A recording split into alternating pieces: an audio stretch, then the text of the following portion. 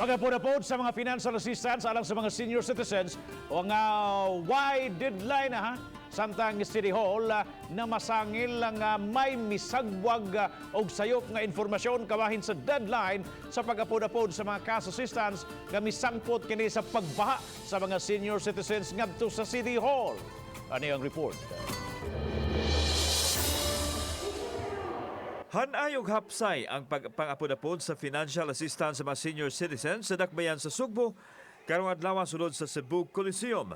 Sukwahi kini sa ilang pagdagsa gahapong adlaw sa Cebu City Hall. Gitataw sa Office of the Senior Citizens Affairs kun OSCA nga way gitakda nga tagal ang paghatag sa tulo ka buwan nga cash aid. Namasangil si Jeffrey Ocampo, ang Executive Director sa OSCA, nga may mipakatap ug sayop nga kasayuran sa deadline nga mao hinungdan nga mihugop ang mga senior citizen sa City Hall gahapon. Ang senior citizens mahingtungdan nga maora bagay dali gid maigo ning atong virus.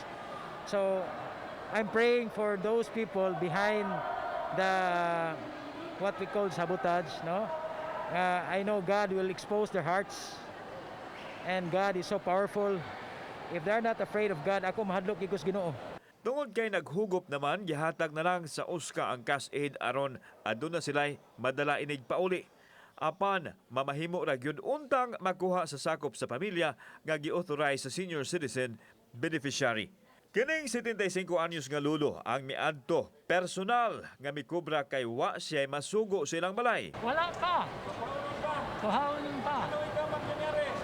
Kaya ako man din ang makuha. Wala man, nasa gawas man sila sa Mindanao. Gipasalig ni Ocampo nga makakubra ra gihapon ang mga senior citizen nga naatlan sa lockdown sa ubang dapit sa lalawigan. Ang kanang June 15, it's only for the house-to-house distribution. Pero we still have to extend. Especially mga lockdown concerns. Ato naman ang naamnas executive order ni Mayor nga ang mga lockdown concern we are still giving them ample time to receive the money. Nagpadayon usab ang house-to-house distribution alang ni atong makahuwat.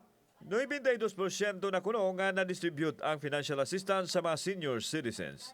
Kauban si Marlon Melgaso, ako si Alan Domingo. Balitang Bisdak.